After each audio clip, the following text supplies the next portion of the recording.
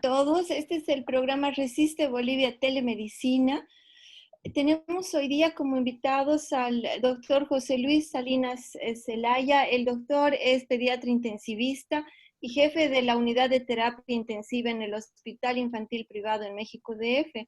Y lo acompaña el doctor Iñaki Navarro Castellanos, cardiólogo pediatra del Hospital Adolfo López. Ellos nos van a ilustrar hoy sobre el síndrome inflamatorio multisistémico pediátrico o PIMS y la enfermedad de Kawasaki, las manifestaciones en el COVID-19. Estamos muy contentos que hayan aceptado esta invitación de los médicos de Bolivia, doctor, para darnos esta plática. Y adelante, por favor. Muchas gracias por la invitación, doctora Gil. Siempre nos llena de mucho confort compartir toda la experiencia que tenemos y más en esta pandemia y en estos tiempos difíciles. Un agradecimiento al doctor Iñaki Navarro por colaborarnos. Somos socios y trabajamos mucho en el contexto de esta enfermedad. Y darle nuevamente las gracias y empezar a hablar de lo que es el síndrome inflamatorio multisistémico infantil, el famoso PIMS, que fue ya descrito entre marzo y abril como un comunicado de las sociedades tanto inglesa y española y se fue replicando aquí en América Latina. Y vamos a hablar con el apoyo del doctor Iñaki sobre la enfermedad de Kawasaki y las nuevas manifestaciones asociadas a COVID en niños.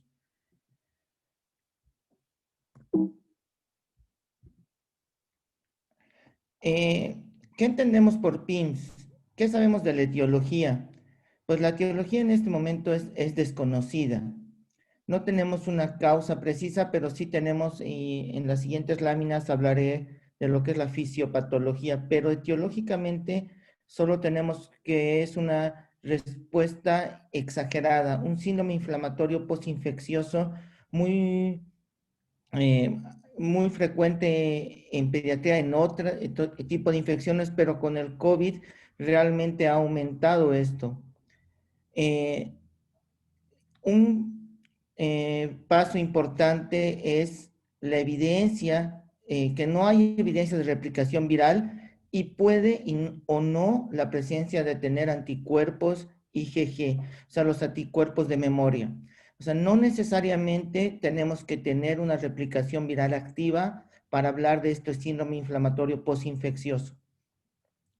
Lo que sí es una característica principal es la desregulación inmunológica de 2 a 4 semanas posterior a la infección primaria. Como podemos recordar, tenemos pacientes que pueden evolucionar de manera asintomática. Entonces, es por eso que en el sentido clínico y la identificación de un síndrome puede ser muy compleja en ese sentido, porque el paciente puede cursar asintomático en la primera infección, si lo llamamos así. Y se han visto factores genéticos asociados a este síndrome. Entonces, es sí todo un complejo sindromático que tenemos con este PIMS. ¿Esa enfermedad de Kawasaki como tal? Es la siguiente pregunta. Pues comparte varios aspectos, pero no necesariamente, porque en la enfermedad de Kawasaki podemos tener choque, podemos tener miocarditis y podemos tener un síndrome de activación macrofágica. También, dependiendo el tipo de PIMS que tengamos, podemos llegar a tener esas mismas manifestaciones. Y por último, una enfermedad Kawasaki-like, que se caracteriza por una inflamación multisistémica. Entonces, sí es un cortejo sintomático que nos está poniendo de cabeza a todos, y sobre todo desde el punto de vista pediátrico, más que desde el punto de vista de adultos, que a nosotros nos toca ver toda esta desregulación inmunológica, que al igual que de los adultos, pero en ellos es diferente la evolución.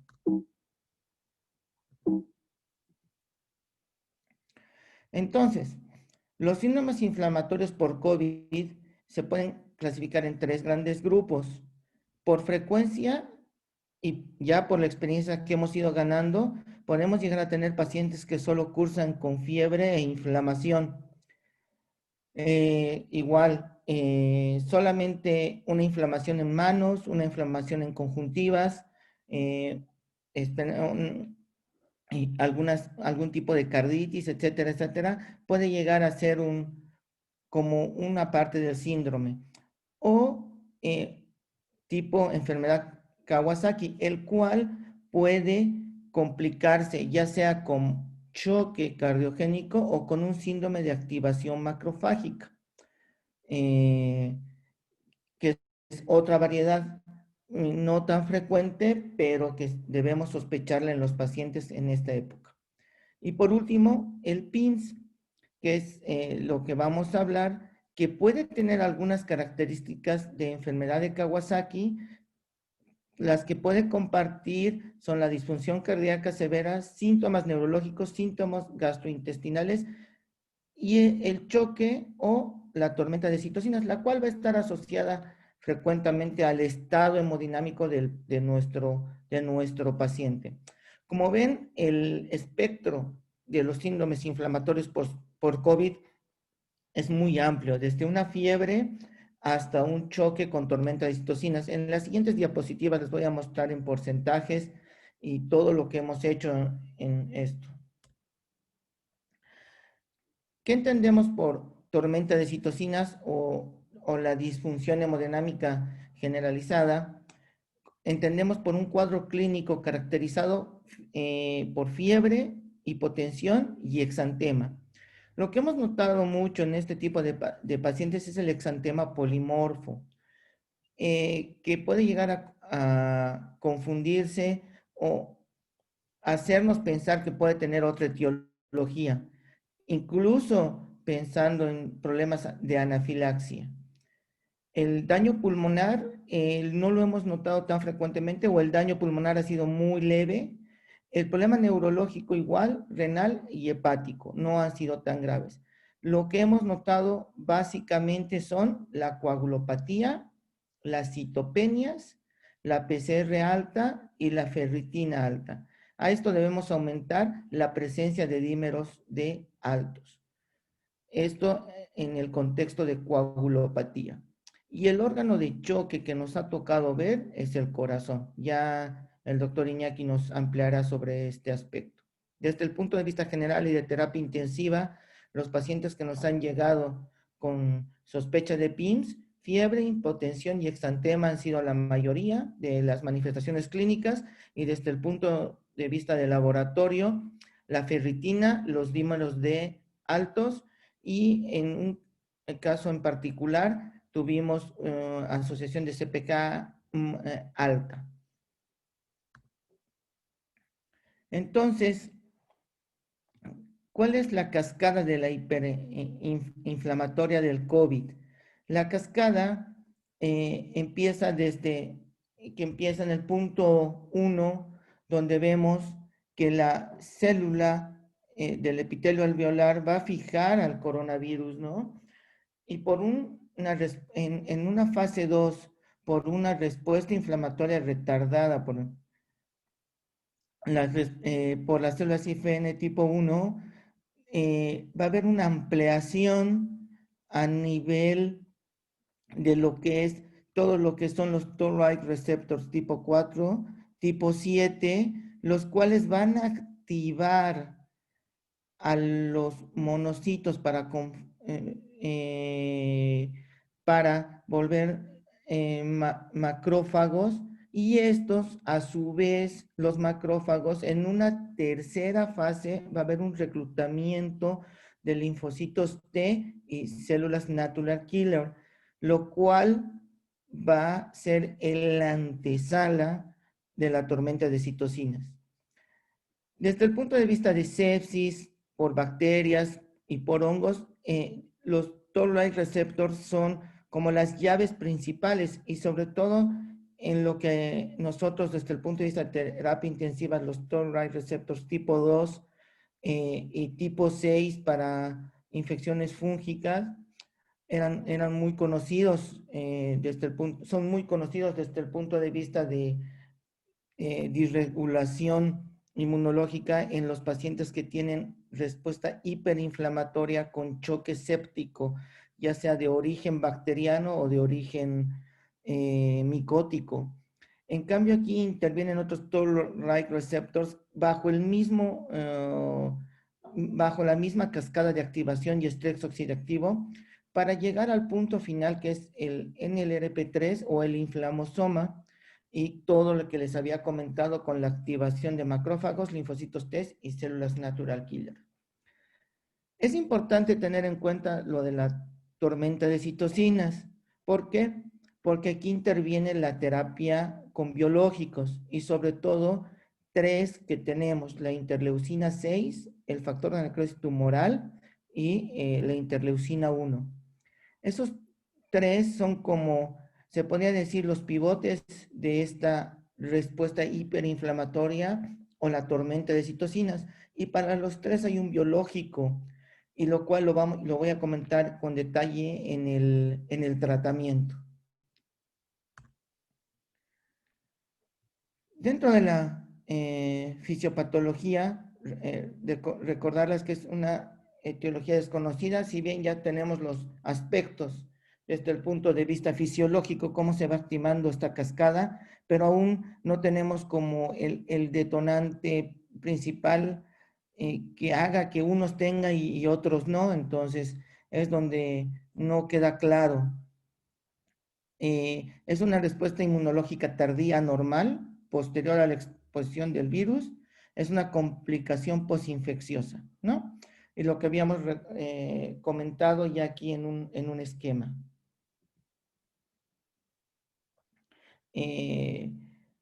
Vean todas las entidades que pueden llegar a compartir algo de esta tormenta de citocinas, y el COVID es el Nobel en esto, ¿no? Pero teníamos, como les comentaba, en sepsis, SDRA, neoplasias, histiocitosis, la artritis reumatoide juvenil, síndrome de activación macrofágica, enfermedad de Kawasaki, el mismo lupus eritematoso sistémico y la linfohistiocytosis secundaria al virus de Epstein-Barr. Entonces, como vemos, es un contexto muy grande donde el COVID puede llegar a compartir muchas de estas manifestaciones desde el punto de vista general.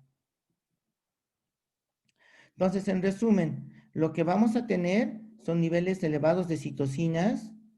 Los linfocitos T, CD4 se activan para convertirse en TH1, patógenos, los cuales van a haber una expresión exagerada de interleucina 6 en monocitos.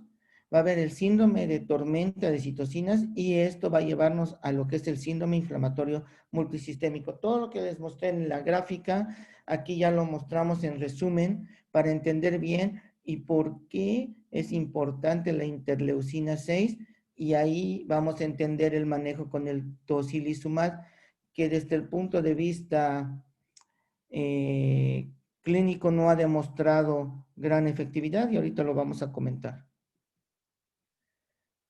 Entonces, una vez que ya tenemos lo que es la fisiopatología y demás, tenemos que aprender y tenemos que dar la definición de caso de PIMS. Ahorita para la Organización Mundial de la Salud, para el 15 de mayo sacó estos, entre comillas, 6 criterios. Un criterio mayor, que es la fiebre en pacientes de 0 a 19 años, una fiebre que sea mayor o igual a 3 días, y 2 de los siguientes 5 criterios. El exantema o conjuntivitis no purulenta bilateral o signos de inflamación mucocutánea. A nosotros nos ha tocado ver en manos y pies, oral leve, pero sí nos ha tocado ver hipotensión o choque, este es otro criterio menor, datos de disfunción miocárdica, pericarditis, valvulitis o anomalías coronarias con elevación de troponinas pro-BNP o BNP en nuestra situación.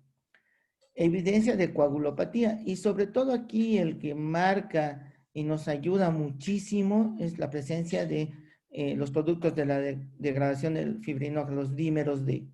Los dímeros D casi en la mayoría de nuestros pacientes todos han sido positivos. Y los síntomas gastrointestinales agudos, que en algunos son muy específicos, pero sí, desde el punto de vista pediátrico, en un 50% de los casos hemos visto la asociación de dolor abdominal y diarrea. Vómito no nos tocó ver tanto. Entonces, tenemos que ver y ver ya con estos criterios, tomar reactantes inflamatorios, ya sea la BCG, la PCR y la PCT. Nosotros utilizamos PCR o PCT, generalmente PCT, y nos ha tocado que están en puntos altos, no tan altos como una infección bacteriana o un choque séptico, pero sí puntos de corte mayores a los esperados, mayores de 5 a 10 más o menos, con una media de 7 en nuestros pacientes. Descartar una inflamación secundaria, una etiología bacteriana. Sobre todo aquí nos tocó un caso de un paciente de 1 año y medio, de 1 año y medio de edad, que nos tocó con toda la sintomatología con un choque tóxico por estafilococo. Pero se descartó esta infección y salió COVID positivo, tanto serología como PCR. Entonces era un niño post-COVID con un PIMS claramente. Y evidencia de contacto probable, ya sea COVID positivo o prueba positiva. Pero en una lámina más adelante les mostraré que realmente la PCR o la serología positiva hay un margen de error del 20% y en PCR hay un margen de error del 60%. En serología todavía hay un 20%. Como es posinfecciosa, tenemos más probabilidades de detectar la presencia de inmunoglobulinas.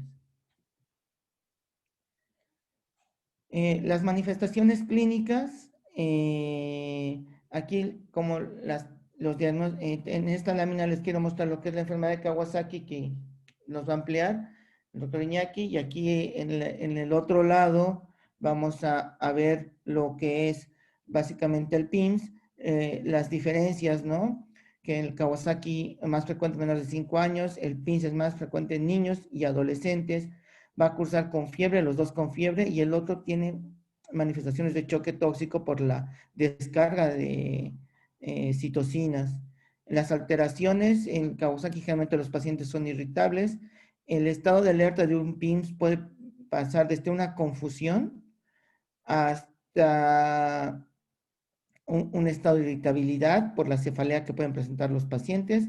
Los dos pueden presentar la inyección conjuntival no supurativa y la conjuntivitis en el PIMS. La linfadenopatía en los PIMS que me tocó ver es cervical, pero también me tocó ver axilar e inguinal. La hiperemia faríngea, la lengua en fresa y labios fisurados, que es muy característico del Kawasaki. En PIMS no, sí he llegado a verlos, pero muy leve, la verdad, no comparado con un Kawasaki. Requerimientos de oxígeno es muy frecuente en el PIMS, leve, no como un SDRA grave, ni como una neumonía muy grave, ni solamente requerimientos de oxígeno. Miocarditis, valvulitis y derrame pericárdico en el PIMS, sí, nos tocó el último caso que Iñaki nos hará el favor de ampliar, uno de los primeros sobrevivientes en México de una miocarditis fulminante que lo manejamos con el sistema de ECMO, que lo voy a explicar un poco más adelante. Muy, muy, muy grave, la verdad. Y en Kawasaki los aneurismas coronarios característicos, ¿no? Y el exantema polimorfo, y que es también una asociación, una presentación en Kawasaki, y el exantema, edema de manos y pies, que es lo que me llamó más la atención de este PIMS, y que realmente es algo nuevo que nos tocó ver en este tipo de pacientes, que solo pueden llegar a tener esa manifestación en algunos casos. La enfermedad, aquí tenemos ya la gráfica que hablamos, ya con algunos datos importantes. del PIMS, lo que hablamos, los datos de inflamación, la ferritina alta, los dímeros de altos y los síntomas gastrointestinales con marcadores cardíacos elevados. ¿Cuáles son los estudios que debemos tener como mínimo en un paciente que estamos sospechando PIMS y hacer los diagnósticos diferenciales? Les muestro toda esta batería de estudios, desde una biometría hemática completa, reactantes inflamatorios, la química completa, como les comentaba, medir CPK, examen general de orina, tiempos de coagulación son vitales, dímeros D y ferritina juegan un papel importantísimo, marcadores cardíacos, troponina, CPK y BNP. El lactato, que es de rutina aquí, y cultivos para hacer diagnósticos diferenciales, paneles de virus respiratorios para buscar asociaciones, PCR y serología para SARS-CoV-2. Aunque, como les repito, ahorita vamos a ver, pueden salir negativas y con solo el contacto uno ya es un criterio diagnóstico. Y obviamente el ecocardiograma con el electrocardiograma. Otras pruebas que se pueden pedir ya dependiendo del caso y dependiendo la disponibilidad en el centro donde trabajen, el perfil de inmunoglobulinas, el panel de citocinas, y para buscar otros tipos de otras alteraciones en la coagulación, el panel con antitrombina 3, el factor de von Willebrand y el ADAMS 3 para descartar los síndromes hemofagocíticos secundarios. Los diagnósticos diferenciales, la enfermedad Kawasaki per se, la infección por estafilococo y estreptococo, la infección por Rickettsia, un síndrome de Steven Johnson que les comentaba, enfermedad del suero, el síndrome de activación macrofágica y la artritis idiopática juvenil. Eso es más o menos en el contexto clínico y en el contexto de laboratorio de los pacientes. Como ven, nuestro estudio pivote y el que nos va a ayudar mucho desde el punto de vista de imagen va a ser el ecocardiograma. Desde el laboratorio todo lo que les comenté, y aquí sí es mucho el aspecto del contacto del paciente y el aspecto clínico y la experiencia que va ganando uno al ver estos casos. Entonces, aquí como les comentaba, fueron reportados desde abril hasta mayo, que tengo esta línea del CDC, donde podemos ver el número de casos reportados a nivel mundial y cómo fuimos viendo. Y vemos que dos países están reportando bastantes casos, y sobre todo es Estados Unidos, Nueva York, 85 PIMS, y Francia con 65. Los demás han sido casos aislados, pero para que vean que ya hay un buen número. Nosotros en nuestra experiencia por lo menos debemos tener entre 8 casos aproximadamente, los cuales los queremos publicar. Lo que les comentaba del PIMS y la serología versus PCR. Vean que generalmente el estudio que nos va a ayudar es la detección de anticuerpos, porque la PCR ya son muy tardías. Vean, hasta en un 80%. O sea, el hecho de tener una serología y PCR negativos no nos van a excluir la presencia de un PIMS por COVID. Ahí es mucho el criterio clínico del centro que se esté manejando. Ahora, lo difícil, ¿cuál es el mejor tratamiento? Esa es la duda.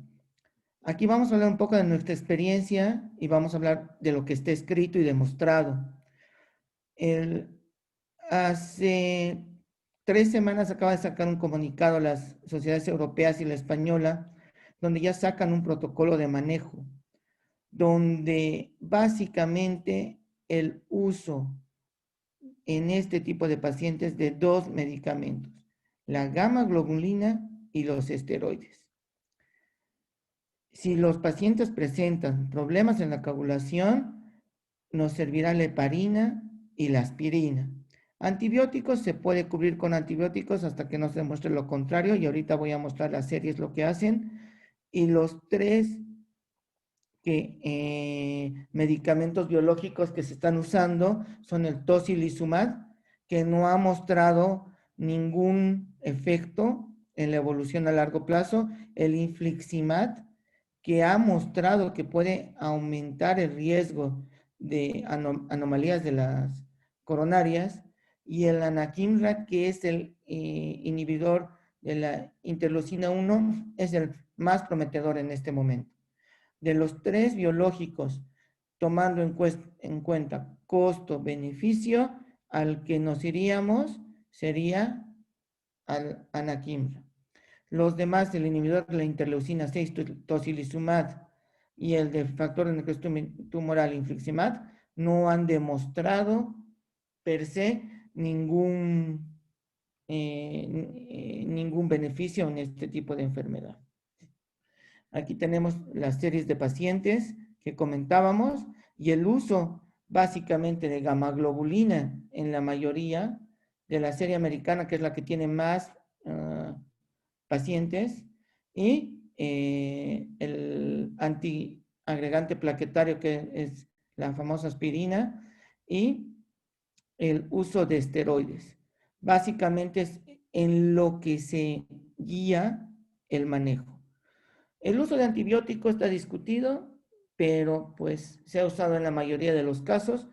Yo creo que más para la asociación de otras enfermedades, de gérmenes o causales, no más principales o intercurrentes, y por lo demás considero que el uso de biológicos todavía se debe tener muy en cuenta, y teniendo la serie grande de Estados Unidos, viendo que el uso del menos del 20% de tocilizumab y del 50% de anakinra en series grandes, nosotros no hemos usado ninguno porque nuestros pacientes han logrado responder con una segunda dosis de gamma-globulina y una dosis de esteroide alta. Con esos dos hemos llegado a controlar a nuestros pacientes y con el soporte de la terapia intensiva. Aquí, en esta lámina, es un resumen de todo lo que puede presentar el síndrome del PIMS, pero aquí quiero explicarles en el contexto de lo que hacemos, del ECMO venoarterial. Vean que en un paciente que evoluciona de manera muy grave, puede tener hasta el 30% de riesgo para ser canulado en un ECMO venoarterial. Aquí tenemos la serie, es dos grandes, la europea y la americana, y vemos cuántos los pacientes con PIMS muy graves pueden llegar a tener un compromiso de la función ventricular izquierda en menos del 20%, del 30%, perdón, dependiendo de la serie. Y vean cómo van el uso de ECMO, entre el 28 y el 20%. O sea, de 5 pacientes que vayan a tener un compromiso miocárdico grave o cardíaco grave, uno puede llegar a requerir ECMO. Sobrevida al 100%. ¿Qué es el ECMO? El ECMO es un sistema que va a hacer las veces de corazón y pulmón. En este caso se sugiere que se use el veno arterial, que es el corazón y pulmón, y el otro, el veno venoso, que es solo pulmón. No proporciona aporte circulatorio, solo hace aporte pulmonar. Aquí tenemos de manera sencilla cómo se extrae la sangre de una gran arteria, generalmente la carótida o la femoral, dependiendo del paciente. Se inyecta, y se extrae de la femoral o de la yugular externa. ¿Para qué? Para que pase un oxigenador, valga la redundancia, se oxigene y se regrese al sistema arterial por la carótida o por la arteria femoral. Esta es una imagen donde podemos ver una canulación venoarterial, la carótida y la yugular interna derecha. Y entonces, ya mostrándoles ya desde el punto de vista complejo cómo puede llegar a evolucionar todo esto, ¿qué es lo que tenemos que hacer o qué es lo que estamos haciendo diferente? 1, identificación temprana de este tipo de pacientes. 2, administración adecuada de líquidos. Recuerden, antes era más vale niño encharcado que niño chocado. Actualmente somos muy cuidadosos con los líquidos. No usamos líquidos nada altos y utilizamos líquidos muy bajos. Ventilación no invasiva, primero, ante todo. Y ya en casos muy extremos, la ventilación mecánica. Soporte inotrópico adecuado. El hecho de que un paciente esté grave no quiere decir que vaya a tener 4 o 5 inotrópicos. Ese es el peor error que podemos cometer como intensivistas. El efecto aditivo de los inotrópicos no existe. Se debe utilizar 1 o 2 inotrópicos a la vez, mas no sobrecargar y sobresaturar los receptores de nuestros pacientes. Vital, el ecocardiograma en el pie del paciente. Es nuestra mano derecha en este momento, es nuestra herramienta, porque ya con ello podemos llegar a identificar y trabajar de manera oportuna. Y por último, ya y no, donde no queremos llegar es al ECMO para soporte en choque refractario o en casos muy difíciles. ¿Sale? Conclusiones. Aquí sí tiene que ser muy alto el índice de sospecha para estos casos. La fiebre es vital, no es una fiebre muy alta, pues una febrícula, pero sí tiene que estar. Y algún otro dato clínico que habíamos dicho, la edad, generalmente pacientes escolares, es muy frecuente y adolescentes se puede llegar a ver, a diferencia del Kawasaki. Evaluar la función cardíaca de manera temprana y continua, por favor. Y lo último, la referencia temprana a un equipo multidisciplinario. No duden en utilizar, cuando es la sospecha de un paciente pediátrico de PIMS, esteroides.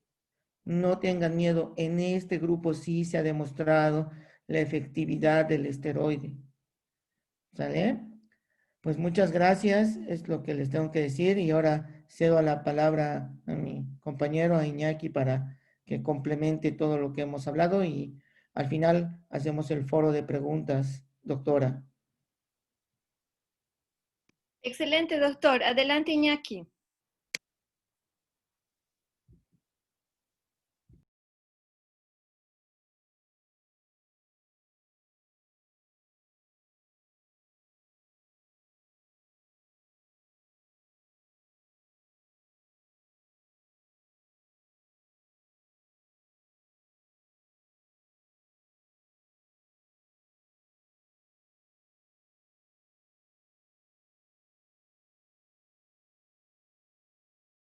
Pero, bueno, estamos aquí en la bella ciudad de Guadalajara con un clima maravilloso. Les saludo. Vamos a ver rapidísimo algunas cosas de Kawasaki. Con definición no va a tardarme mucho, pero quiero discutir la parte final, lo que enfocado, lo que nos interesa ahorita, que es sobre la parte de SARS-CoV-2, ¿de acuerdo? Pero bueno, sobre la parte de, ¿sí me escucharon? Ok, bueno, sobre la parte de SARS-CoV-2. ¿Qué es lo que nos interesa ver? Bien dijo Pepe al inicio sobre las diferencias que hay entre lo que es el Kawasaki o el PIM. Como cardiólogo les voy a decir que va a seguir viendo muchas discusiones sobre esto. Hay actualmente foros dirigidos a saber cuál es la diferencia o no, como ya mencionó algunas Pepe, yo te voy a tratar de juntarlas más bien, porque al final del día las arterias de mediano tamaño, y si bien pudiéramos separarlas, seguramente encontraríamos algunas diferencias de acuerdo a cada agente etiológico o infeccioso, pero podemos reunirlas también. Es un tema complicado, pero yo creo que más adelante, así como tenemos unas guías de la AJA 2017 en el cual nos guían sobre el manejo del Kawasaki, yo creo que más adelante se va a tratar de perder, de enfocarlo en algo y hacerlo como algo más generalizado, que es sobre las vasculitis postinfecciosas, ¿no? Pero bueno, hay que recordar, la parte más importante que lo que me toca a mí es una de las causas más comunes de cardiopatías adquiridas en países de vías en desarrollados, pero son desastrosos. Aquellos pacientes que hacen coronariopatías importantes, unas dilataciones aneurismáticas, pues bueno, es un desastre de seguimiento y muchos de ellos que no se diagnostican son aquellos pacientes que tienen muerte súbita. ¿De acuerdo? Bueno, vamos a ver entonces. También, ¿me pasan la siguiente, por favor? Pepe, ¿me ayudas a, no sé si me escucha, doctora? Está perfecto. En esa foto, bueno, podemos ver muchas cosas, entre ellas de lo que podemos decir es que el Kawasaki puede tener, o la enfermedad de Kawasaki, algunos comportamientos diferentes clínicos, pero si vemos estos dos pacientes, uno de los detalles más importantes que los que tienen enfermedad de Kawasaki, como es el paciente que tienen a la derecha su pantalla, son pacientes que normalmente son irritables, vean la mucositis que tiene, el otro paciente puede encajar seguramente si lo metemos, pero normalmente los pacientes que no tienen irritabilidad, estas lesiones mucosas, pues bueno, o es una forma más leve de la enfermedad o puede ser cualquier otra de las exantemáticas. La que sigue, por favor. Muy bien. Ahora, es una pregunta que desde que el doctor Kawasaki, Tomisako Kawasaki, que acaba de fallecer hace poco, este año, irónicamente, no se ha encontrado por qué algunos pacientes con los mismos agentes infecciosos pueden desarrollar una infección o no, van a perder una respuesta inflamatoria. Y pues aquí siempre, como toda medicina que no conocemos bien, nos vamos a incluir que seguramente factores genéticos y bueno, factor ambiental. ¿A qué llamamos factor ambiental?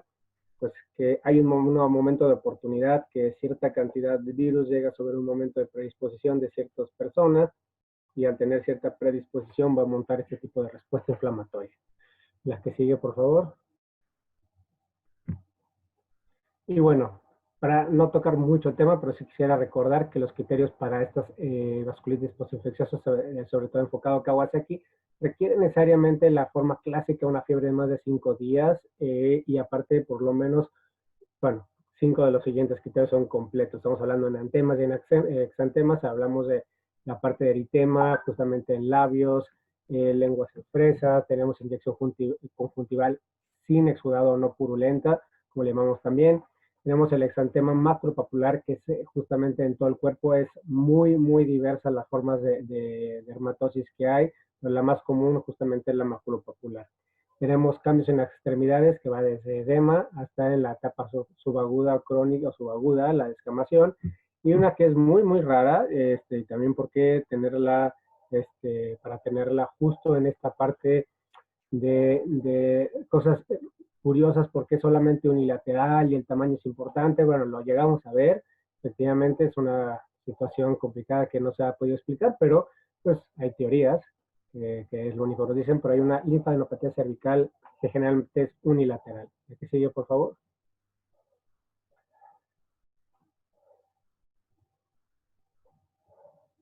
Bueno, ahora, se ha comentado sobre la enfermedad de Kawasaki incompleta o atípica. Al final del día, desde el 2017, se ha tratado de juntar y es tomar lo mismo, ¿no? Ya no hay que separarlo, ya no hay que hablar de dos entidades diferentes, que si algunos autores hablaban de una atípica y otros hablaban de una incompleta, y había unas diferencias, etcétera.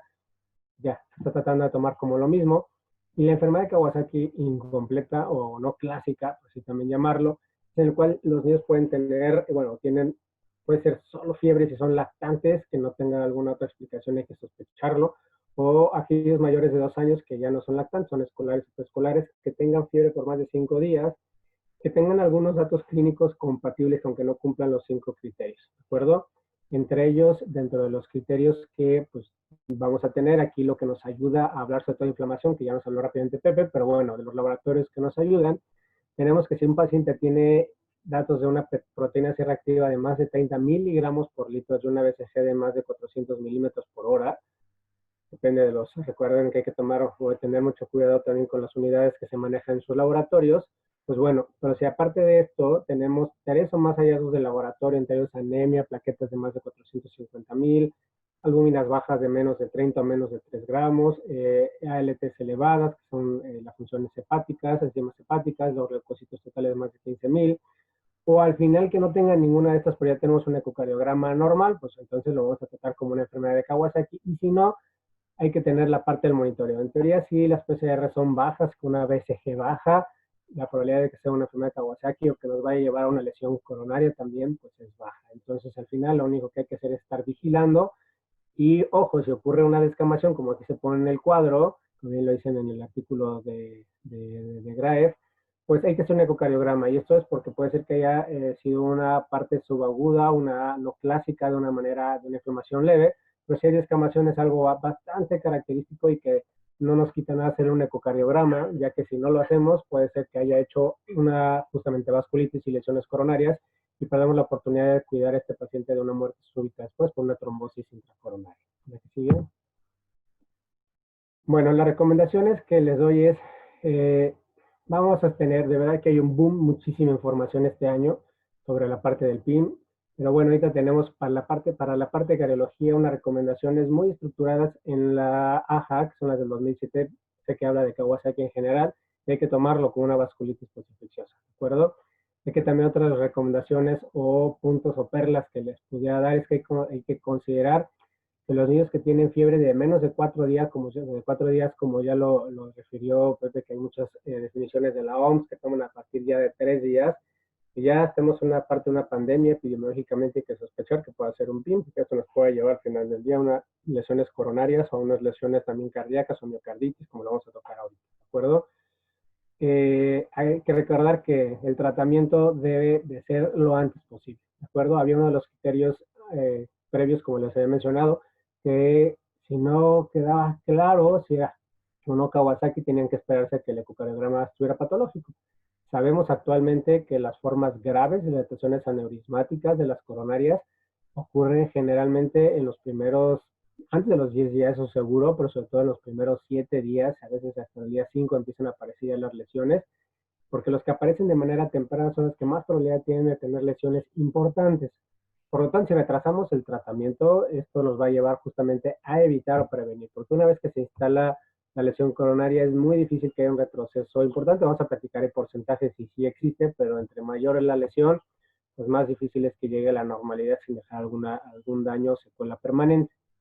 El tratamiento, lo más importante, oportuno, el tratamiento descrito que tiene mayor efectividad es la inmunoglobulina intravenosa, ya que se les mencionó los demás, pero este es el pilar que tenemos actualmente en estas y enfermedades autoinmunes postinfecciosas. La que sigue, por favor. Muy bien. Este cuadro es muy interesante para que mostrarles que en las curvas de todos los síntomas o signos que ya mencionamos que pueden aparecer en la enfermedad de Kawasaki o en estas vasculitis, es muy curioso, pero vean las primeras. Las primeras que aparece obviamente es la fiebre, pero también están en las lesiones cardíacas la miocarditis. Las aneurismas se ha puesto más en la etapa subaguda, pero recuerden que todo esto puede cambiar y puede reconocerse desde la parte aguda.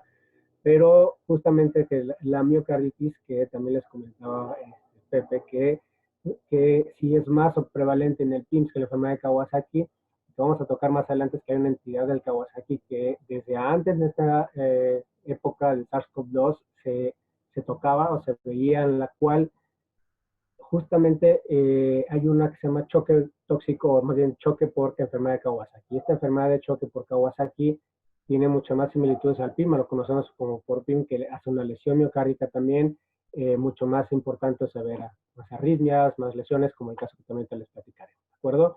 Todas las demás están entrando en la etapa aguda, pueden salirse un poco la subaguda, pero esta es una temporalidad y lo que sí hay que dejar muy claro es que la enfermedad de Kawasaki y la vasculitis las tomamos en la parte aguda, subaguda y convalescente, y sobre todo hay que atacarlos en la etapa aguda. Es lo más importante, hablamos aquí como los bomberos, hay que apagar el incendio en la etapa aguda, porque en la subaguda ya no vamos a dar mayor beneficio. ¿La que sigue, por favor?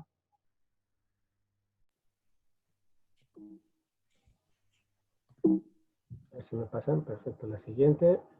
Ok, otras manifestaciones que tampoco vamos a tardar mucho en esta diapositiva. Vamos hablando desde derrames pleurales, seves isquémicos, problemas abdominales que pueden llegar hasta perforación intestinal, la parte de coagulopatía, citopenias y activación de macrófagos, como ya lo mencionó también Pepe, la parte de artritis en el corazón.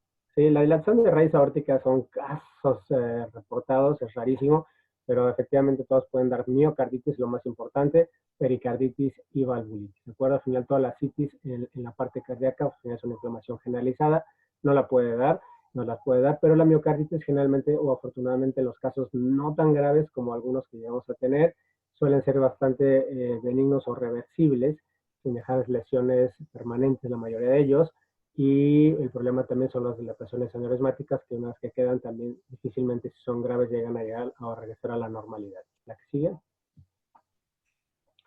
Ok, Kawasaki refractario. Hay que saber que dentro de hasta un 20%, ya hay algunas series que yo creo y también son muy selectivos y toman los pacientes más graves, y en esos puede llegar hasta el 40% de resistencia a la inmunoglobulina intravenosa.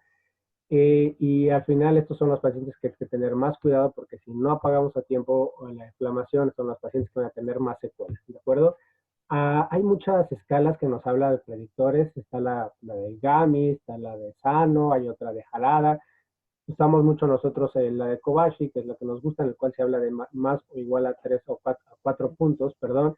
La probabilidad de que tienes al paciente y vas a iniciar la gamma globulina, tienes que estar pensando en pasar una segunda dosis con esteroide, o que vas a llegar a estos cuerpos monoclonales o a esta terapia biológica. Entonces hay que tener en cuenta estos puntos, estas escalas que nos habla de predictores de gravedad. Es muy importante tenerlos en cuenta y sacarlo en cada vez que llegue un paciente con sospecha o que vaya a iniciar la inmunoglobulina, ¿de acuerdo?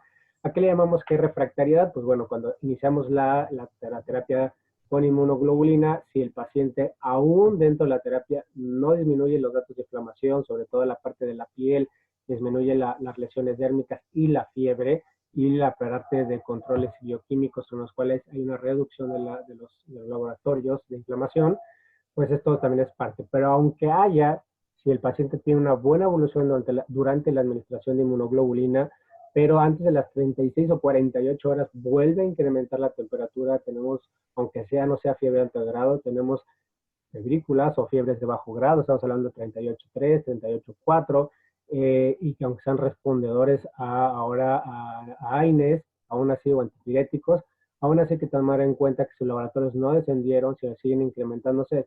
Esto es una definición también de refractariedad, y hay que dar un segundo tratamiento, ¿de acuerdo? Los pacientes de menores de un año que tienen mucho cuidado, como ya también dentro del COVACH también pone los factores o la edad también de alto riesgo. Y bueno, las alteraciones coronarias. Como les dije, la mayoría de ellos puede ser en la etapa subaguda, pero hay algunos que se dan desde la fase aguda, pero entre más temprano se dé, lo que hemos visto es que son más grandes y las lesiones son más importantes. La que sigue, por favor. Muy bien, ok. Eso es para hablar un poco de los puntos que toma la puntuación de Kobayashi. Como ya les mencioné, bueno, también toma el sodio, la parte de las enzimas hepáticas, los días del inicio del tratamiento, los neutrófilos, inflamaciones a través de la proteína C reactiva, la edad de menor a un año y plaquetas de menos de 300 años. La que sigue, por favor. Ok. Tratamiento. No vamos a tocar mucho más que algunos puntos que nos tocan a cardiología, pero como ya les comentaron, la inmunoglobulina, ojo, aquí tenemos algunos centros que bueno, se van a 1 gramo, tiene que ser 2 gramos por kilo por dosis en 8 a 12 horas. Si ustedes tienen estas nuevas inmunoglobulinas que tienen muy bajas efectos adversos de anafilaxis, pueden pasarlo de inicio normal, pero si no, recuerden que hay unos guías en los cuales tiene que ser de manera progresiva para tratar de detectar a aquellos que van a hacer anafilaxia y no sean con dosis altas.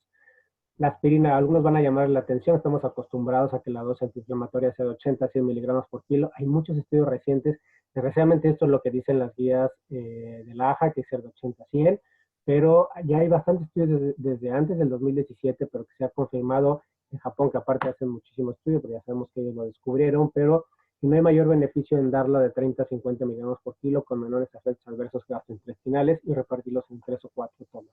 Dejarlo a 50 miligramos por kilo es muy buena dosis, ¿de acuerdo? Entonces, aunque las guías, si nos tenemos que apegar a ellas, tenemos que dar las 80 por lo menos, yo estoy seguro que las siguientes guías nos van a reducir las dosis, ¿de acuerdo?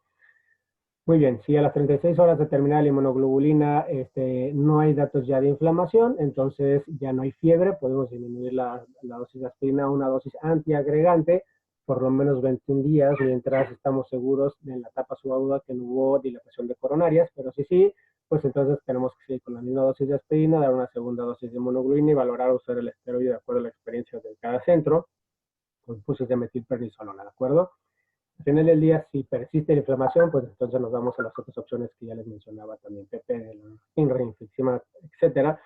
Y lo que sí es, si hay algunos lugares, es obvio que no es fácil, porque aquí nosotros obviamente tenemos todas veces en el hospital pues, con Pepe, pero no en todo México tampoco, que es muy similar a Bolivia, que los latinos que tenemos problemas, hay lugares, hospitales que tenemos todo. Si tenemos todo desde un inicio, tiene que ser un grupo multidisciplinario por parte del intensivista, el pediatra, el cardiólogo pediatra, el reumatólogo y también se une el infectólogo, ¿de acuerdo? Los reumatólogos son expertos también en el manejo de esta parte de justamente terapia biológica, de es una enfermedad autoinmune que les toca a ellos, entonces al final del día pueden guiar la terapéutica, pero si nosotros tenemos centros que no tenemos ninguno de los dos, pero podemos hacer interconsultas y no podemos desgastarlos por el alta trabajo o la capacidad que tienen de recibir pacientes es baja, podemos empezar a hacer esto nosotros, que es muy importante, y en algún momento, sobre todo si ya vamos a utilizar la tercera línea de tratamiento, que son los pacientes refractarios a segunda línea también, pues entonces lo que tenemos que hacer es tratar de buscar siempre el consejo o la guía o las valoraciones por parte de un reumatólogo pediatra, ¿de acuerdo? También el cardiólogo, lo ideal es siempre tener un ecocardiograma, como ya mencionamos, y lo vamos a decir, pero si no, por lo menos en la etapa aguda del paciente clínicamente bien, el intensivista puede, de acuerdo a los datos clínicos indirectos, ver que la función cardíaca bien, que no hay arritmias, bueno, pues tratar de por lo menos en la etapa subaguda al final, demostrar que no hubo secuelas, ¿de acuerdo? O lesiones permanentes. La que sigue, por favor. Muy bien. Lo que quiero dejar en este diapositivo es para que vean que desde justamente el doctor Kawasaki desde el 61 empezó a describirlo, pero hay publicaciones en el cual la primera publicación puso en el 67, en el cual describe la enfermedad de Kawasaki. Son 50 años de la enfermedad y a pesar de que en algunas ya autopsias ya veían desde los 69, 70 que había algo, pues se describió de manera importante o ya clara que había una asociación con lesiones coronarias casi 7 o 8 años después.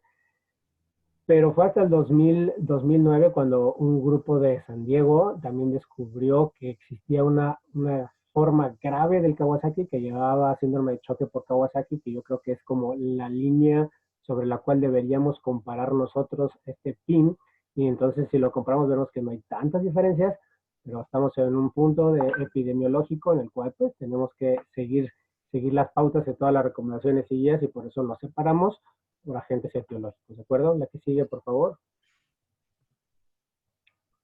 La que sigue, muy bien, ok. Entonces el SARS-CoV-2, para enfocarnos un poco en esto por la pandemia, sabemos que nos puede causar la lesión directa y hay datos de miocarditis, sí, aunque no es tan frecuente y no es tan importante como los adultos, aparentemente, que también es raro, pero son más graves, también nos da. Y justamente tuvimos un caso hace 3 semanas con otro cardiólogo, un electrofisiólogo muy amigo nuestro y un excelente el doctor Ovidio, nos llevó a la terapia de Pepe, un paciente con datos de miocarditis. Por epidemiología se sospechó, se hicieron los estudios pertinentes y se dio cuenta, bueno, teníamos positivo, era secundario a SARS-CoV-2. La evolución de este paciente fue de las más graves que yo creo que hay reportadas por miocarditis. En parte es un adolescente de 12 años, el cual presentó arritmias refractarias. Se hicieron 2 estudios electrofisiológicos que iban apareciendo nuevos focos de arritmias incesantes que no cedían a tratamiento farmacológico, con dosis muy altas de lidocaína, miodarona, se pasaba por zona también propafenona, beta bloqueadores, intravenosos, esmolol, dosis tope de todo lo que teníamos de toda la batería, y seguía haciendo taquicardias ventriculares, sostenidas, no sostenidas, demasiadas extrasístoles, y empezaba a hacer datos de dilatación del ventrículo izquierdo. Un tercer estudio electrofisiológico en el cual se encontraron también que empezó a hacer cicatrices y focos epicárdicos, entonces bajo en ECMO, ahí bajo la batuta también de la expertise de la terapia ECMO del grupo de Pepe Salinas, se metió a un estudio electrofisiológico en una anticoagulación importante que es en ECMO, se hizo una función epicárdica por los electrofisiólogos, y bueno, revisamos que todo estuviera en orden para durante la ablación que hicieron ellos, hicieron la ablación, y después de esta tercera ablación siguió con algunos focos ya no refractarios, entonces fue de un manejo muy difícil, complicado, pero lograron detectar lo del ECMO, la dilatación ventricular por toda la terapia antiinflamatoria que se le dieron, por lo menos 2 esquemas más esteroides, logró evitarse, y el paciente a las 3 semanas de terapia intensiva logró irse a su casa con una función ventricular recuperada, con antiarrítmicos a dosis muy bajas, sin presentar arritmias. Entonces es un caso complicado, exitoso y muy interesante también, que llega a pasar y que es raro, pero también tenemos que tenerlo en cuenta. Y bueno, pues las vasculitis, como ya lo he mencionado, el problema aquí son las coronarias, ¿de acuerdo? Ojo, también predisposición. No hay nada todavía establecido, pero nuestros cardiópatas pues hay que tener cuidado, sobre todo los posoperados. Es raro porque están corregidos, pero aparentemente están describiendo que los posoperados tienen mayor riesgo a adquirir SARS-CoV-2. Sigue, por favor. Las guías. Para no extenderme mucho, aquí hay que hacerles a todos los pacientes que tenemos sospecha un electrocardiograma y un ecocardiograma. No antes posible, en realidad, sino en cuanto se tenga por lo menos la posibilidad de ver secuelas, pero de manera aguda les ayuda mucho los intensivistas o el pediatra, el reumatólogo pediatra, no solo la parte del diagnóstico, sino el manejo del paciente. Recuerden que pues, en el electrocardiograma podemos ver datos de miocarditis también, cambios en el ST, nos ve si hay en las extrasístoles de dónde vienen, arritmias, si son monomórficas, o sea, hay varios focos, un foco, etcétera. Y bueno, la parte del ecocardiograma, lo más básico, lo inicial, primero es ver función ventricular, que no hay una dilatación o disfunción importante, lesiones valvulares, derrames pericárdicos y sobre todo ver si en la etapa aguda hay o no lesiones coronarias. Recuerden que si vemos lesiones coronarias, pues, nos da el diagnóstico, pero si no las encontramos, no lo excluyen, ¿de acuerdo? ¿Cuándo hacer los ecocardiogramas? De inmediato. El primero tiene que ser lo antes posible para cada centro. Si lo ideal es siempre hacer un momento que se sospeche, se activa la alarma. Si se da la terapia con inmunoglobulina y tiene una muy buena respuesta, pues tendremos que hacer nada más un segundo ecocardiograma a la segunda semana y un tercero a la sexta semana, que es cuando termina la fase subaguda y que entonces tenemos que estar tranquilos si hubo o no dilatación de coronarias. Pues si hay una mala respuesta, tiene que hacerse cada 72 horas y después hacer uno semanal durante un mes, hasta hacer 4 ecocardiogramas y después mensuales durante 3 ecocardiogramas para abarcar por lo menos hasta los 6 meses de seguimiento y evaluación de estas coronarias. La que sigue. Ahora, ¿qué va a pasar a futuro con nuestras coronarias? Bueno, del PIMS en teoría pues no sabemos.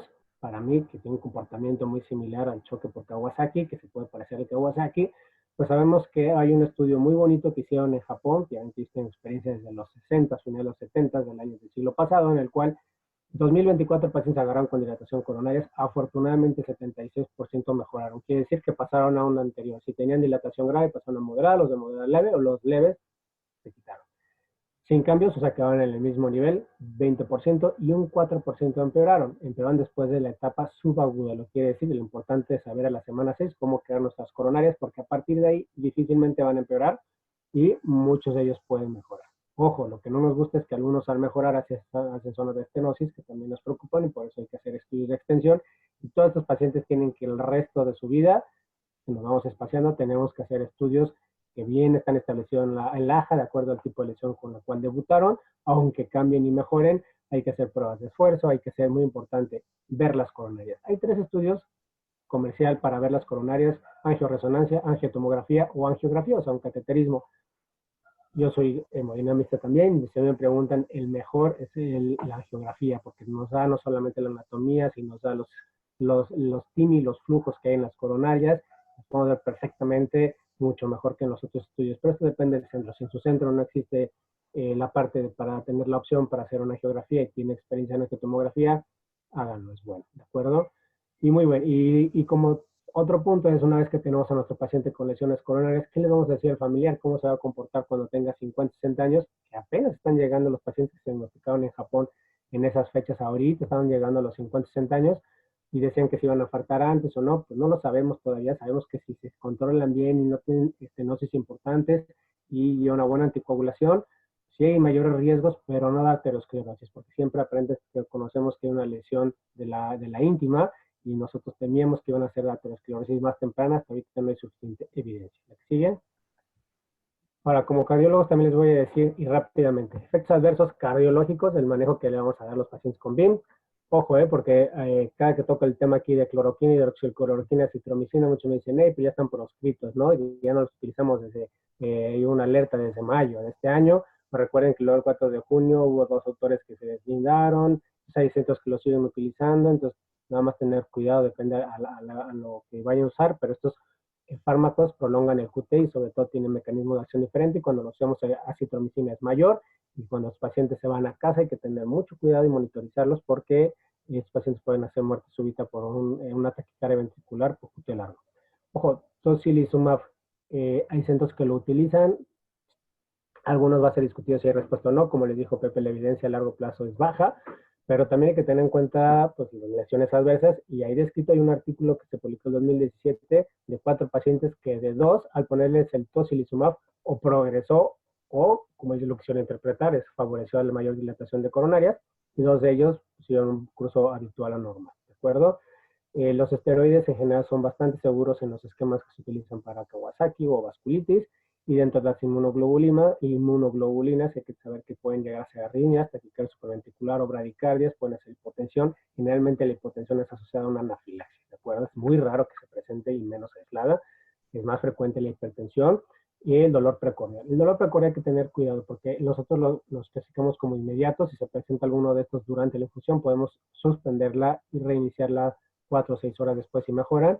Y en algunos como retardados, de una vez que se suspendió el manejo, o sea, no hay mucho que hacer, pero hay que tener cuidado, porque por eso si los pacientes tienen criterios para dejar antiagregantes, háganlos, porque se ha visto que algunos que tienen dolor precordial es secundario a trombosis o infarto agudo al miocardio. ¿La que sigue?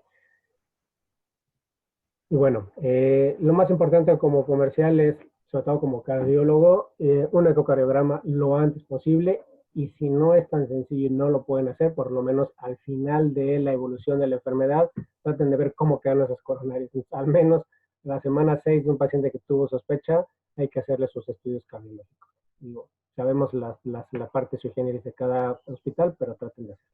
¿De acuerdo? Doctora, por mi parte ahorita es todo. Esperamos las preguntas y las empiezo a leer. ¿De acuerdo? A ver qué tenemos. Ok, doctor, muchísimas gracias por su participación. Tenemos algunas preguntas respecto al uso de esteroides a dosis altas, 2 miligramos por kilo dosis, ¿por cuántos días deberíamos administrarlos? Bueno, no dice cuál de los esteroides, pero usted nos dijo que están usando la metilprednisolona, ¿cierto? Si es Pepe, no sé si quieres contestar o la respondo yo, pero si no, nada más contestar es que no es la dosis. Le estamos usando pulsos de metilprednisolona a 30 miligramos por kilo por dosis, ¿de acuerdo? No a 2 miligramos, la dosis a 2 gramos por kilo que estamos utilizando es la dosis de las inmunoglobulinas, pero la metilprednisolona la estamos utilizando a pulsos de 30 miligramos, ¿ok? Sí. No a 2 miligramos por kilo. Y cómo lo damos, ¿de acuerdo? Son de 10 a 30 miligramos por kilo por 3 dosis, ¿de acuerdo? Son 3 días. Así es correcto. Usamos la parte de impregnación que son de 3 bolos de metilprednisolona en la fase aguda, y la dosis de 2 miligramos kilo dosis es de prednisona, que se utiliza por 3 semanas, y esa la utilizamos en el PIMS. O sea, la recomendación es el uso hasta 3 semanas con el descenso gradual de la prednisona. En la fase aguda, como lo comenta muy bien Iñaki, solamente son los pulsos que usamos de 3 hasta exagerando 5 pulsos. Pero con 3 tenemos. Así es. ¿Cuál es el criterio, doctor, que ustedes usan para llevar a un paciente a ECMO en forma temprana? Esta la respondo. El criterio para el uso de ECMO de manera temprana es, ahí nos ayuda mucho el cardiólogo, y sobre todo la función del paciente, la función ventricular que podemos llegar a tener. Porque si ya vemos que una vez viendo que tenemos unas FEBIs menores del 20% o menores del 30%, con una dosis de inmunoglobulina y una dosis de esteroides, de bolos de metil, y vemos que no hay mejoría uno, vemos que el criterio o las arritmias se hacen intratables desde el punto de vista médico. Entonces hay que irnos adelantando en este tipo de pacientes. Nosotros no vamos a esperar a tener un paciente con una gasometría de 6,9 de pH o un lactato de 12, 15 con hipoperfusión generalizada. No, la manera temprana es una falta de respuesta en la primera línea de tratamiento con FEBI baja y la presencia de arritmias de difícil control. No sé qué opines tú, Iñaki. Sí, yo creo que lo que mencionaste es lo más importante. Ojo, también no tenemos la fortuna ahorita de tener el grupo con experiencia de TP con ECMO, no en todos lugares se tiene. Tendríamos que pelear para que estuviera el ECMO. Es una herramienta de verdad maravillosa en cierto grupo de pacientes bien seleccionados, como mencionó Pepe, o el que les mencionamos ahorita, las arritmias intratables. Si no hubiéramos tenido la oportunidad, como en la mayor parte de los hospitales de México, el paciente hubiera fallecido. Entonces, se da un soporte justamente nada más como puente, como ya lo mencionó, y yo creo que las indicaciones en general son... Ok, entonces, Valeria, se trata de la presencia de arritmias que aparezcan y también la disminución en la función miocárdica diagnosticada por ecocardiografía al pie del paciente. En la enfermedad de Kawasaki y bueno, también Kawasaki-like por COVID, ¿cuáles serían las secuelas neurológicas más importantes, doctor Salinas? Las, Desde el punto de vista de enfermedad de Kawasaki, hay que tener en cuenta si no ha presentado ningún problema de trombos y lesiones secundarias o complicaciones del tratamiento, ya sean hemorrágicas o de la enfermedad que son protrombóticas, pues en general las secuelas llegan a ser mínimas o nulas. Ya teniendo complicaciones desde el punto de vista trombótico o hemorrágico, va a depender del sitio o del lugar donde se localice esta lesión, como cualquier otro paciente. No sé qué opinas tú, Iñaki, sobre esto. Sí, exacto. Yo creo que aquí también me gustaría hacer comentario de saber, uno, que bien les mencioné cómo es una vasculitis de medianos vasos. Puede afectar otras medianos vasos también la enfermedad de Kawasaki o las vasculitis postinfecciosas en TIMS también, pero son menos raras, pero también puede afectar. Pero la parte de carótidas para arriba, la parte izquierda central, muy, muy, muy difícil. Como ya dijo Pepe, si no hay unas lesiones por trombosis, no deja secuelas. Pero ojo, porque no hay que confundir, porque lo que se ha descrito en los últimos 3 o 4 meses no es por Kawasaki o por PIN, sino directamente el virus SARS-CoV-2. Se ha visto que tiene cierto neurotropismo y hemos visto algunas pues, lesiones neurológicas que causan síntomas psiquiátricos a posterior después de la enfermedad, tanto crisis de ansiedad, depresión, alucinaciones, etcétera, etcétera, pero más que por la vasculitis, ahí sería por la lesión directa del virus, ¿de acuerdo? Entonces, eso es lo que podemos ver. Si tiene usted algún caso, sospecharon de Kawasaki o PIN, que puede tener esta parte neurológica, datos de problemas psiquiátricos que no habían estado previos a, no es por vasculitis, es por lesión directa aparentemente del virus, que hay un neurotropismo y que por eso aparentemente por la parte del nervio olfatorio, pero pues nada más es directo por el virus, no por el Kawasaki. Y en las consecuencias a largo plazo del uso de esteroides en niños. ¿Quieres que primero empiece con eso yo, Pepe? Nada más como Sí, comentarles a las dosis, sobre todo que mencionó Pepe que se tienen que utilizar, sobre todo los pulsos de metilprednisolona, a largo plazo ninguna secuela. También la secuela del esteroide, también para la parte subaguda, que ya les dijo Pepe, un poco más prolongada, pues a largo plazo tampoco. O sea, son fármacos que bien usados en esas dosis y regulados, a largo plazo no van a tener ningún efecto adverso o irreversible. No sé si quieres agregar algo. no, totalmente de acuerdo. El uso de esteroides de manera adecuada, responsable y con los descensos que debemos hacer no deja ninguna secuela. Solamente en la fase aguda, los cambios esperados como cualquier otro paciente, síndrome cushingioide, etcétera, etcétera, lo que hemos visto en nuestros pacientes, más ninguna otra complicación.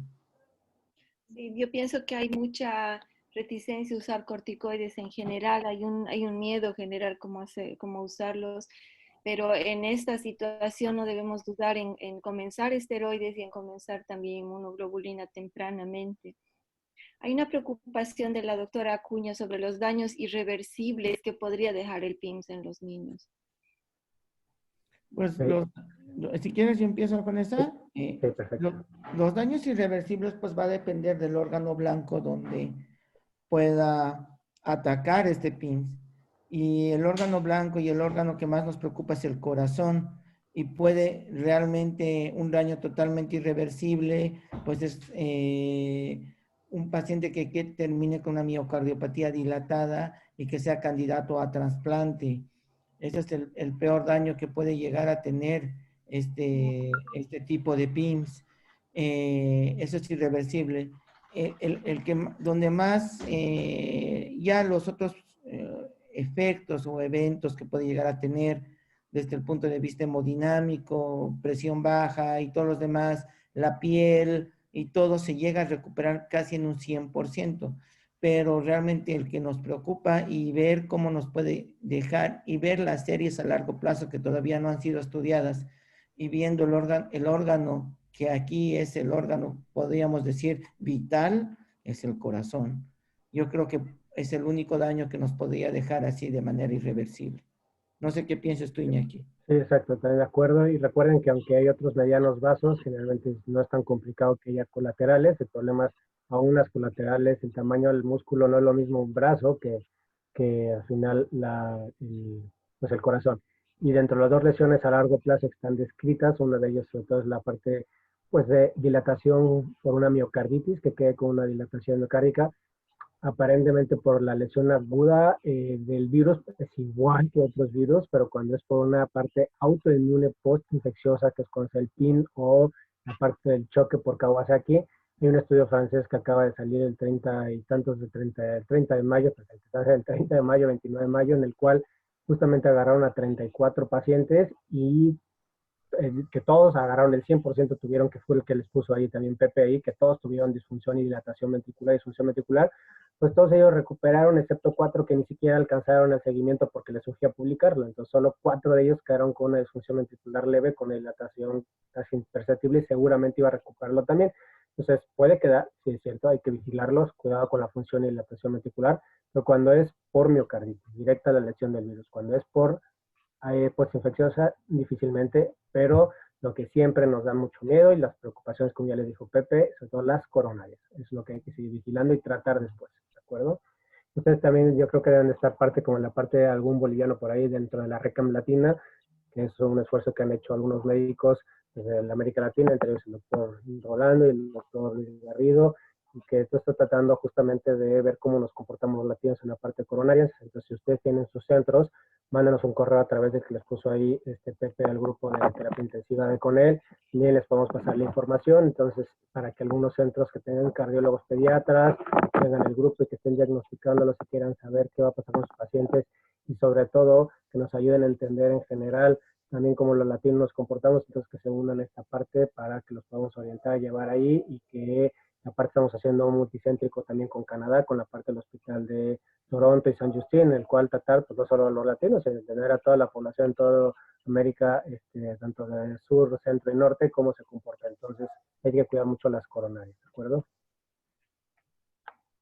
Sí, hemos recibido también una invitación de la Fundación para Recién Nacidos, Newborn Foundation, que están tratando de congregar a todos los pacientes que ven en diferentes centros, porque cada uno tiene solamente algunos, ¿no? 5, 10, no es un número muy grande. Nos está preocupando también bastante que en el grupo de adultos han encontrado aún entre los asintomáticos fibrosis pulmonar y por ende con el tiempo también hipertensión pulmonar. Ok, sí, efectivamente en los recién nacidos, también Pepe también ahorita me ayuda a completar, pero sí es justamente una de las secuelas, se hacen neumonías típicas, virales, y que pueden dejar una hipertensión pulmonar persistente al recién nacido. De los pocos casos que hemos visto, pero que es la importancia de ser multicéntricos, es saber cómo se comporta en general. Los 2 o 3 que hemos visto nosotros, al final del día, después de 4 o 6 semanas, logran tener una disminución de la presión pulmonar. Uno de ellos una forma muy grave de una mamá asintomática positiva, a pesar de que fue cesárea, el bebé empezó con síntomas desde la primera hora, se le tomó la PCR en la primera hora y presentó síntomas, hipertensión pulmonar, lesión pulmonar importante, pero a las 3 y media semanas se fue de alto, casi 4 semanas en hipertensión pulmonar a su casa. Pero sí, efectivamente. Pregunta una de las participantes, los felicita primero por la presentación y quiere saber de qué depende el número de bolos de la metilprednisolona. ¿3 tiene alguna razón? ¿Por qué no se queda en un bolo o 2? Pues, pues básicamente depende del efecto antiinflamatorio que tenemos que llegar, y eso va a ser individual en cada paciente, porque recordemos que esta es la primera línea de tratamiento. Entonces hay pacientes que pueden llegar a ser refractarios y tenemos que darles una nueva dosis. Como comentaba muy bien Iñaki, la respuesta que vamos a ver es la disminución de los reactantes de fase aguda o los reactantes inflamatorios, 1. 2, vamos a depender del... Es increíble, tú les das el manejo con esteroides y el primer cambio clínico que vemos es en piel. La piel se torna normal, el eritema en manos prácticamente con el primero o segundo bolo ya es normal prácticamente. Entonces son datos clínicos y aquí dependiendo cada paciente. No es como una receta, ¿no? Oye, te doy 3 bolos, oye, te doy 4, oye, no. Sino de acuerdo a los reactantes, a los dímeros, a la ferritina, a la clínica y al paciente. Como es una enfermedad nueva para nosotros y para todos, vamos aprendiendo de acuerdo a cada uno. Y hemos visto que la media es 3 bolos. 3, pero el tratamiento sí por 3 semanas. Eso sí es lo demostrado y lo que está. ¿Algo que quieras, Iñaki, complementar? No, no, totalmente de acuerdo. Yo creo que la pauta de nada más individualizar es lo más importante, pero de 3 a 5 es lo recomendado, de acuerdo a cómo voy respondiendo el paciente en la inflamación. Yo tengo una última pregunta, doctor Iñaki. Quisiera saber qué es lo que vieron ustedes en relación a los pacientes con cardiopatías congénitas. Estamos recibiendo obviamente muchas llamadas de los padres sobre si también ellos tienen, son más propensos a tener más complicaciones si contraen la enfermedad. Obviamente que sí, pero quisiera sus comentarios también al respecto. Claro, pues mira, doctor, aquí es una difícil todavía de responder porque, por ejemplo, nosotros hay un grupo fisiopatológico, que son las cardiopatías de alto flujo pulmonar, que sabemos que tienen predisposición para ciertos virus, aparte con tropismo respiratorio, entre ellos el virus sincitial respiratorio. Se estudia bien, se conoce, tenemos la evolución de muchos años de evolución y lo conocemos. Desgraciadamente, la poca información que tenemos en los primeros meses. Sabemos que de los grupos de riesgo, después de los oncológicos, los cardiópatas tienen una mayor predisposición. Ya si tiene un paciente con una cardiopatía, pues hay que extremar precauciones, ¿no? Y saber que ante cualquier síntoma, pues hacer la prueba, estudiarlo y valorar si tiene o no COVID por el SARS-CoV-2. Pero así yo poder decir que grupo fisiopatológico no, las publicaciones que hay también que te han tratado de englobar, son publicaciones en fast track que tenemos que tener ahorita una respuesta y entonces de los grupos que se ha visto no hay un grupo fisiopatogénico, no hay dicho si son los cianógenos, los acianógenos.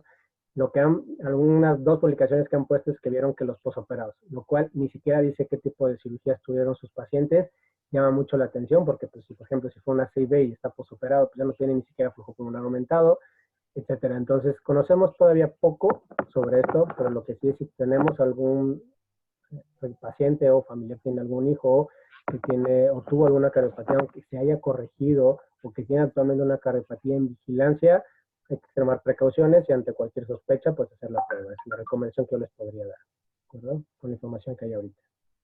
Sí, no es mucha la información que tenemos. Exacto. ¿Algún comentario final que quiere usted dar, doctor José Luis Salinas? ¿Alguna recomendación? Pues en primer lugar, darle las gracias, doctora, por esta invitación, muy, muy nutritiva en ambos aspectos, conectarnos con ustedes y poder presentar algo de nuestra experiencia, que espero ya pronto poderla publicar y compartirla, que es muy interesante este COVID y nos ha enseñado mucho desde el punto de vista, desde todo punto de vista, no solo médico, ¿no? Darle las gracias y decirles, ante la sospecha, yo sé cómo es Bolivia, sé que es difícil tener los medios, sé que es difícil tener los laboratorios, pero si no empezamos a crear la necesidad nosotros, nunca la vamos a hacer. Entonces, tener marcadores de infección, de inflamación tempranas y ante el contacto, como la tuberculosis, ante el contacto se inicia tratamiento con manifestaciones clínicas que ya se las compartimos. No le tengan miedo a los esteroides. Dejamos el correo ahí para cualquier duda, cualquier consulta y poder estar trabajando en ello. Dar las gracias al doctor Iñaki por su tiempo y pues adelante, Iñaki. Yo también, pues muchas gracias Pepe, que también fue a través de ti la invitación, pero mucho gusto doctora, muchas gracias a todo Bolivia por escucharnos, ahí bueno, los bolivianos estamos ahí al pendiente y bueno, nada más también mi último comentario final, que había la pregunta que también que decían en cuanto a la hipertensión pulmonar, efectivamente los pacientes que tienen hipertensión pulmonar por otra causa, pues dentro de las neumopatías o broncoesplasias pulmonares también son pacientes de riesgo, ¿de acuerdo? Pero si ya no, si el paciente ya no tiene hipertensión pulmonar, ya no tiene criterios de broncodisplasia pulmonar, ya no está con terapia, el riesgo es el habitual. Entonces, pero bueno, al final del día también como comentario comercial final, pues todos los pacientes actualmente por la pandemia, pues hay que hacer la prueba si la tenemos disponible, podemos hacerlo ya que podemos guiar mejor el tratamiento y conocer mejor a este virus, si hacemos, pues, detectamos a los factores de riesgo o no, a los pacientes hacemos un diagnóstico adecuado. Entonces, pues bueno, cuidarnos todos, cuidar a nuestros pacientes, recomendaciones para los familiares con o sin factores de riesgo, pero también nosotros tratar de encontrar o hacer las pruebas dentro de la mayor posible cantidad posible a los que tienen síntomas, pues hacerlo. ¿De acuerdo? Muchísimas gracias, doctores. Tenemos que darle un gran apoyo a nuestro país ahora. Estamos en un momento sumamente difícil. Con estas conferencias contribuimos mucho a que los médicos tengan una orientación sobre diferentes aspectos de este nuevo virus y sus consecuencias. Ellos en todas partes de Bolivia están enfrentando pacientes muy críticos de todas las edades. Con estas conferencias, esta ya es la número 24, hemos contribuido a que los médicos puedan orientarse. Tenemos el auspicio de las sociedades científicas de infectología y terapia intensiva, así como de cardiología filial Santa Cruz.